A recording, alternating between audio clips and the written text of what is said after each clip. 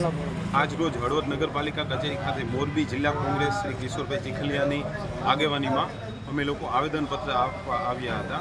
આવેદનપત્રના મુખ્ય મુદ્દાની જો વાત કરવી તો ખાસ જે દબાણ હટાવવાની કામગીરી હળવદમાં જે 1 મહિના પહેલાં ચલાવી હતી, પરંતુ કોઈને કોઈ રાજકીય દબાવમાં બંધ કરી દીધી હતી।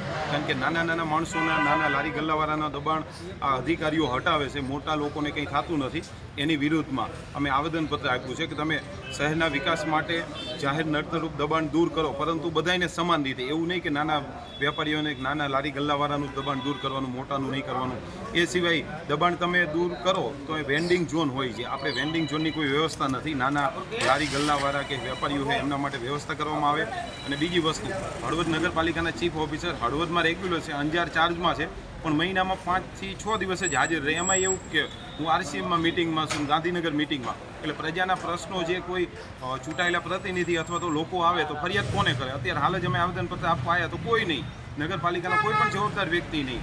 એ સિવાય જે હળવદના મુખ્ય રોડ જે છે છેલ્લા 1 વર્ષથી બની રહ્યો છે, ગોકળ ગતિએ કામ ચાલે છે, ખોદીને મૂકી દેવાનું, મેટલિંગ કરવાનું, RCC કરવાનું, એ બહુ એના કારણથી કોઈ ટ્રાફિકની અવ્યવસ્થા થાય છે, એની પણ કોઈ પણ પ્રકારની કંઈ વ્યવસ્થા કરવામાં આવતી નથી।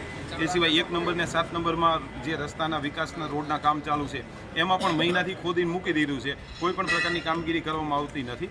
એના વિરુદ્ધમાં આજે અમે હળવદ નગરપાલિકા કચેરી ખાતે અમારા કોંગ્રેસના કાર્યકર્તાઓ અને આગેવાનો જિલ્લા પ્રમુખની હાજરીમાં અમે આવેદનપત્ર આપ્યું છે અને આવતીકાલે દબાણ દૂર કરવાની જે કામગીરી કરશે એમાં કોઈ પણ પ્રકારનું જો ભેદભાવ